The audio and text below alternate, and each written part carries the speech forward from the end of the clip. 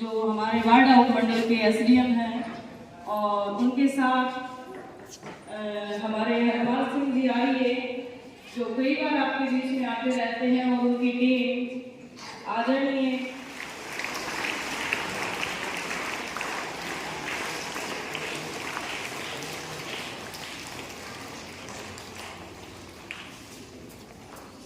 आप सभी के सामने हमारे स्कूल के ये बच्चे जिनका अपना वोट के ऊपर थीम है, अलग अलग अपना थीम लेकर आपके सामने प्रस्तुत हैं।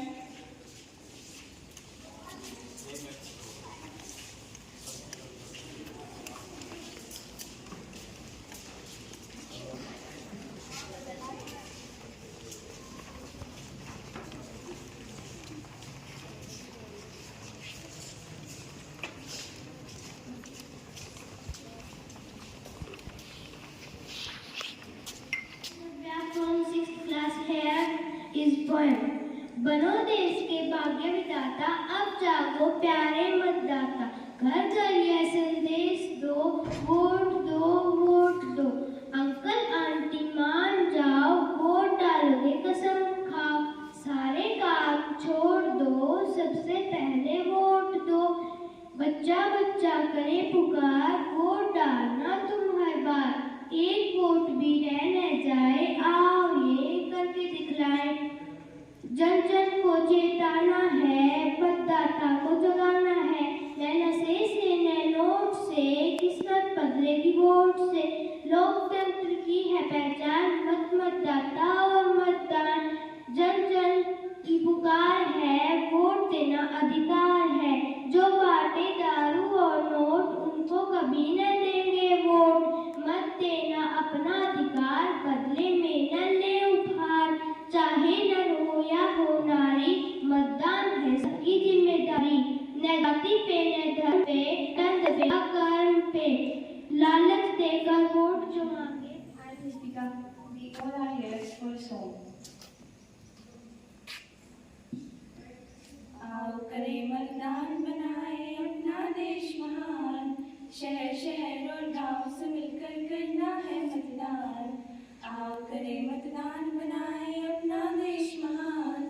शहर शहर और गांव से मिलकर करना है मतदान। शहर शहर और गांव से मिलकर करना है मतदान। करना है मतदान। नहीं बेचना वोट, अपना खुद से धोखा खाओगे। कल की फुलवारी को तुम कभी बचा नहीं पाओगे। नहीं बेचना वोट, अपना खुद से धोखा खाओगे। कल की फुलवारी को तुम कभी बचा नहीं पाओगे। वोट नहीं डाला जो तुमने बाद में पछताओगे। वोट नहीं डाला जो तुमने बाद में पछताओगे। आओ करें मतदान, बनाए अपना देश महान। शहर शहर और गांव से मिलकर करना है मतदान। आओ करें मतदान, बनाए अपना देश महान। शहर शहर और गांव से मिलकर करना है मतदान। शहर शहर और गांव से मिलकर करना है मतदान। करना है मतदान। एक वोट से सारा अपना देश बदलता जाता है। सच्चा नेता आने से प्रदेश बदलता जाता है। एक वोट से सारा अपना देश बदलता जाता है। सच्चा नेता आने से प्रदेश बदलता जाता है। बच्चों की शिक्षा बढ़ती है, होता विस्तार है। बच्चों की शिक्षा बढ़ती है, होता विस्तार है। आओ करें मतदान, बनाए अपना देश महान। शहर शहर और गांव से मिलकर करना है मतदान। आओ करें मतदान, बनाए अपना देश महान। शहर शहर और गांव से मिलकर करना है मतदान। शहर शहर और गांव से मिलकर करना है मतदान। करना है मतदान। चूज कर सकते हैं जिससे कि आपका जो फ्यूचर है वो भी ब्राइट हो। अब वोट तो पता चल गया कि क्या होता है। अब ऐसा तो है नहीं कि आप सब लोग भी वोट दे सकते हैं, हम भी वोट दे सकते हैं, या कोई दूसरे देश से आकर हमारा नेता चुनने के लिए यहाँ आकर वोट दे सकता है।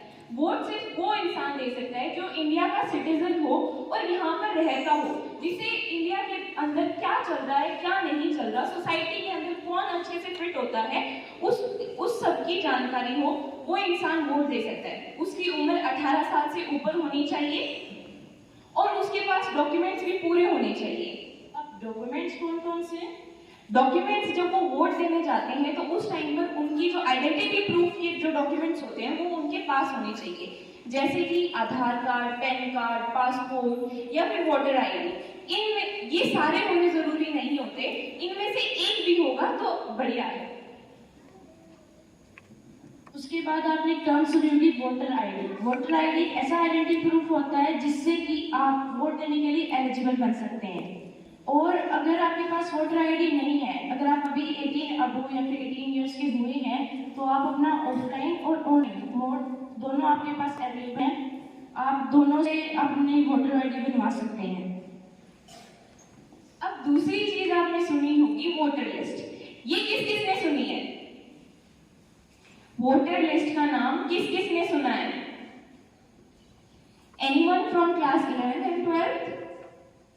Okay, let me introduce you to all to the voter list. So voter list एक लिस्ट होती है जो आपके पर्टिकुलर एरिया में जारी की जाती है। उसके अंदर उन लोगों का नाम होता है जो इस साल वोट दे सकते हैं। अगर आपका उस लिस्ट में नाम नहीं है तो आप उसे अपडेट करवाएं, आप उसमें अपना नाम डलवाएं।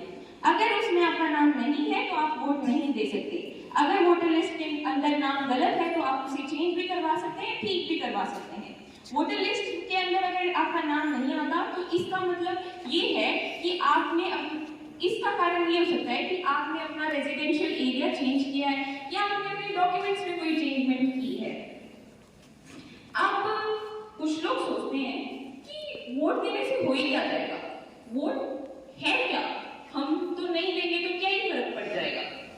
तो देखो, वोट देना बहुत नेसेसरी होता है।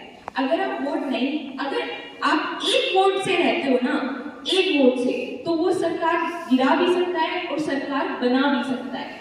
अगर आप रह जाते हो कि वोट नहीं देना, मैं आपको एक एग्जांपल से समझाना चाहूंगी।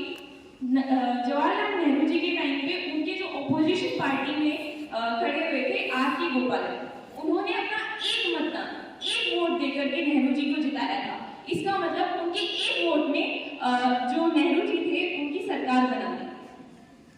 ये तो नहीं है कि वो तो कोई बड़े नेता थे तो इसलिए वो जीत गए होंगे, ऐसी कोई बात नहीं है। चाहे आप अभी 18 साल के हुए हैं तो भी आपकी वोट की वैल्यू इक्वल है।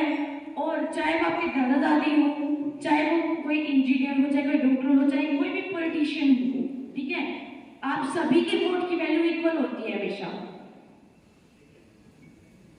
अब आपको पता चल गया कि वोट की वैल्यू क्या है। अब आपको ये भी तो पता होना चाहिए ना कि आपको कैंडिडेट कैसे चूज करना है। ऐसे तो आप किसी को भी चूज कर लोगे, तो एक कैंडिडेट चूज करने के लिए क्या इंपॉर्टेंस होती है वो कोमल बताएगी। कैंडिडेट को चूज करने के लिए सबसे पहले उसमें देखना पड़ता है कि वो आपके लिए रिलायबल है या नहीं है।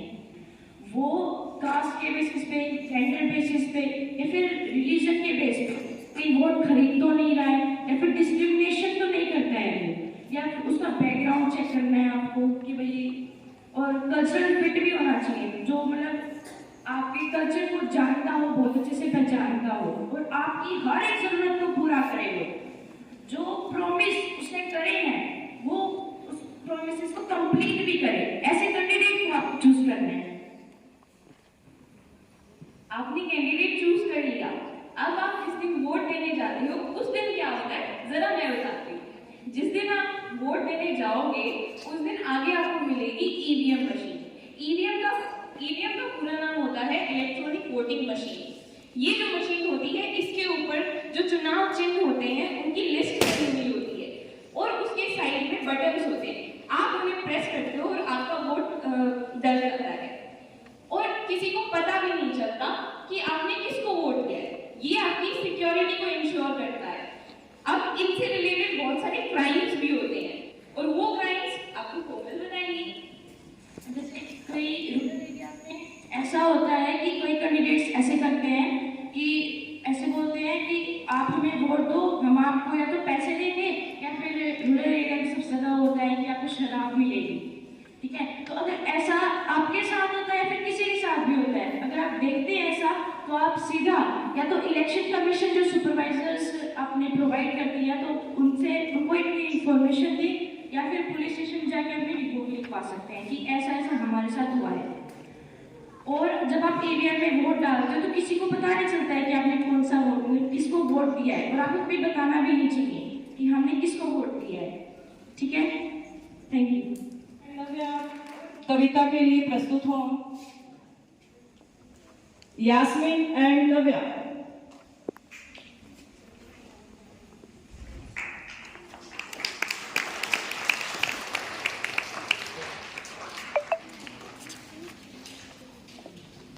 समीक्षा एंड आयशा।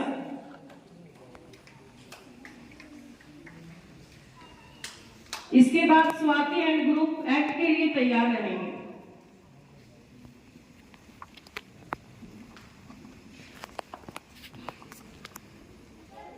लोकतंत्र मजबूत करो, लोकतंत्र मजबूत करो, प्रलोभन और झूठे वादे लोकतंत्र से दूर करो, लोकतंत्र से दूर करो।